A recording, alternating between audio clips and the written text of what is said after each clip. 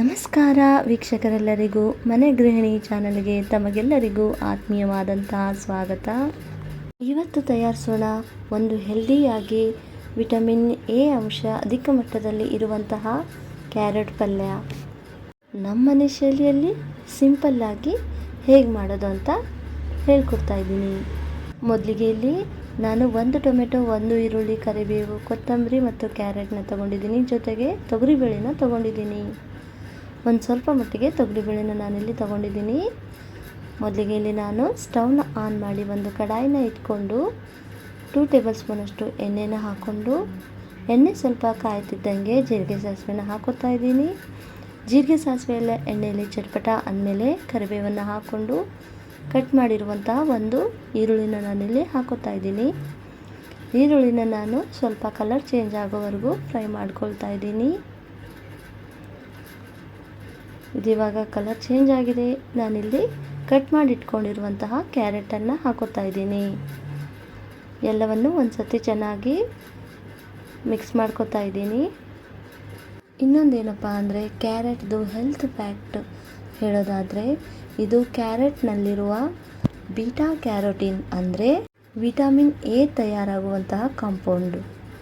ಇದು ನಮ್ಮ ಕಣ್ಣಿನ ದೃಷ್ಟಿಯನ್ನು ಉತ್ತಮಗೊಳಿಸೋದಕ್ಕೆ ಸಹಾಯ ಮಾಡುತ್ತೆ. ನಂತರ ನಾನಿಲ್ಲಿ ಕಟ್ ಮಾಡಿ ಇಟ್ಕೊಂಡಿರುವಂತಹ 1 ಟೊಮೆಟೊನ ಹಾಕೊಳ್ತಾ ಇದ್ದೀನಿ. ಎಲ್ಲವನ್ನು ಒಂದು ಸತಿ ಚೆನ್ನಾಗಿ ಮಿಕ್ಸ್ ಮಾಡ್ಕೊಳ್ತಾ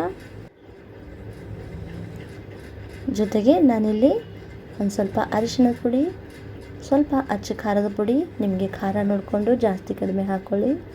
ನಂತರ ರುಚಿಗೆ ತಕ್ಕಷ್ಟು ಉಪ್ಪನ್ನು ಹಾಕ್ಕೊಂಡಿದ್ದೀನಿ. ಇವಾಗ ನಾನಿಲ್ಲಿ ಒಂದು ಅರ್ಧ ಹಿಡಿಯಷ್ಟು ತೊಗರಿಬೇಳೆನ ತೊಗೊಂಡಿದ್ದೀನಿ. ತೊಗರಿಬೇಳೆನ ಚೆನ್ನಾಗಿ ನೀರಲ್ಲಿ ತೊಳೆದು ಇದಕ್ಕೆ ಹಾಕ್ಕೊಳ್ತಾ ಇದ್ದೀನಿ. ನಂತರ ಒಂದು ತಟ್ಟೆಯಿಂದ ಮುಚ್ಚಿ 1 ನಿಮಿಷಗಳವರೆಗೆ ಹಾಗೆ ಬಿಡ್ತೀನಿ. 1 ನಿಮಿಷ ಆದಮೇಲೆ ತಟ್ಟೆನ ತೆಗೆದು ಎಲ್ಲವನ್ನು ಒಂದು ಸತಿ ಚೆನ್ನಾಗಿ ಮಿಕ್ಸ್ ಮಾಡ್ಕೊಳ್ತಾ ಇದ್ದೀನಿ. ಇನ್ನೊಂದು ಟಿಪ್ ಏನಪ್ಪ ಅಂದರೆ ಕ್ಯಾರೆಟು ಸ್ಕಿನ್ನನ್ನು ಗ್ಲೋ ಮಾಡುತ್ತೆ. ಕ್ಯಾರೆಟ್ನಲ್ಲಿರುವಂತಹ ಆ್ಯಂಟಿ ಆಕ್ಸಿಡೆಂಟ್ ಸ್ಕಿನ್ನನ್ನು ಕ್ಲೀನ್ ಮಾಡೋದಲ್ಲದೆ ಫ್ರೆಶ್ ಲುಕ್ಕು ಕೊಡುತ್ತೆ. ನಂತರ ನಾನಿಲ್ಲಿ ಇವಾಗ ಗುರೆಳ್ ಪುಡಿನ 1 ಚಿಕ್ಕ ಸ್ಪೂನ್ ಆಗೋಷ್ಟು ಹಾಕ್ಕೊಳ್ತಾ ಇದ್ದೀನಿ. ನಂತರ 1.5 ಸ್ಪೂನಷ್ಟು ಕಡಲೆ ಬೀಜದ ಪೌಡ್ರನ್ನು ಹಾಕ್ಕೊಳ್ತಾ ಇದ್ದೀನಿ. ಎಲ್ಲವನ್ನು ಒಂದು ಸತಿ ಚೆನ್ನಾಗಿ ಮಿಕ್ಸ್ ಮಾಡ್ಕೊಳ್ತಾ ಇದ್ದೀನಿ. ನಂತರ ಇದಕ್ಕೆ ಬೇಳೆ ಮತ್ತು ಕ್ಯಾರೆಟು ಬೇಯುವಷ್ಟು ನೀರನ್ನು ನಾನಿಲ್ಲಿ ಹಾಕ್ಕೊಳ್ತಾ ಇದ್ದೀನಿ. ಎಲ್ಲವನ್ನು ಒಂದು ಸತಿ ಚೆನ್ನಾಗಿ ಮಿಕ್ಸ್ ಮಾಡಿಕೊಂಡು ಒಂದು ತಟ್ಟೆಯಿಂದ ಮುಚ್ಚಿ 1-2 ನಿಮಿಷಗಳವರೆಗೆ ಇದನ್ನು ಬೇಯೋದಕ್ಕೆ ಬಿಡ್ತಾ ಇದ್ದೀನಿ. 2 ನಿಮಿಷ ಆದಮೇಲೆ ತಟ್ಟೆನ ತೆಗೆದು ಎಲ್ಲವನ್ನು ಒಂದು ಸರ್ತಿ ಮಿಕ್ಸ್ ಮಾಡ್ಕೊಳ್ತಾ ಇದ್ದೀನಿ. ಈ ಥರ 1-2 ನಿಮಿಷ ಆದಮೇಲೆ ತಟ್ಟೆನ ತೆಗೆದು ಒಂದು ಸತಿ ಮಿಕ್ಸ್ ಮಾಡ್ಕೊಳ್ಳೋದ್ರಿಂದ ಕೆಳಗಡೆ ಅಂಟೋದಿಲ್ಲ. ನೋಡಿ, ಕ್ಯಾರೆಟ್ನ ನಾನು ಬೆಂದಿದೆ ಎಲ್ಲ ಅಂತ ನೋಡ್ತಾ ಇದ್ದೀನಿ. ಇನ್ನೊಂದು ಸ್ವಲ್ಪ ಬೇಯಬೇಕು. ನಾನಿಲ್ಲಿ ಇನ್ನೊಂದು ಸರ್ತಿ 1 ನಿಮಿಷ ಆಗೋವರೆಗೂ ತಟ್ಟೆನ ಮುಚ್ಚಿ 1 ನಿಮಿಷ ಬೇಯಿಸ್ಕೊಂಡಿದ್ದೀನಿ. 1 ನಿಮಿಷ ಆದಮೇಲೆ ತಟ್ಟೆನ ತೆಗೆದು ಎಲ್ಲವನ್ನು ಒಂದು ಸರ್ತಿ ಚೆನ್ನಾಗಿ ಮಿಕ್ಸ್ ಮಾಡ್ಕೊಂಡಿರ್ತಾ ಇದ್ದೀನಿ. ಇವಾಗ ಇದು ಪಲ್ಯ ರೆಡಿ ಆಗಿದೆ. ಬೇಳೆನೂ ಅಷ್ಟೇ ಚೆನ್ನಾಗಿ ಬೆಂದಿದೆ. ನೋಡಿ, ಪಲ್ಯ ರೆಡಿ ಆಗಿದೆ ಇವಾಗ. ನಂತರ ಕೊನೆಯದಾಗಿ ನಾನಿಲ್ಲಿ ಕಟ್ ಮಾಡಿ ಇಟ್ಕೊಂಡಿರುವಂತಹ ಕೊತ್ತಂಬರಿ ಸೊಪ್ಪನ್ನು ಹಾಕ್ಕೊಳ್ತಾ ಇದ್ದೀನಿ.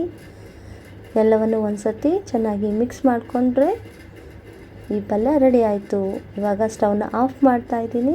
ಒಂದು ತಟ್ಟೆಯಿಂದ ಮುಚ್ಚಿ ಸ್ವಲ್ಪ ಹೊತ್ತು ಹಾಗೆ ಬಿಡ್ತೀನಿ. ಈಗ ನಮ್ಮ ಟೇಸ್ಟಿ ಕ್ಯಾರೆಟ್ ಪಲ್ಯ ಸಿದ್ಧವಾಗಿದೆ. ಸಿಂಪಲ್, ಹೆಲ್ದಿ ಮತ್ತು ಫ್ಲೇವರ್ಫುಲ್. ಒಂದು ಸತಿ ನೀವು ಟ್ರೈ ಮಾಡಿ ನೋಡಿ. ಇವತ್ತಿನ ಈ ರೆಸಿಪಿ ವಿಡಿಯೋ ವೀಕ್ಷಕರೆಲ್ಲರಿಗೂ ಇಷ್ಟವಾದಲ್ಲಿ ಲೈಕ್ ಮಾಡಿ, ಶೇರ್ ಮಾಡಿ.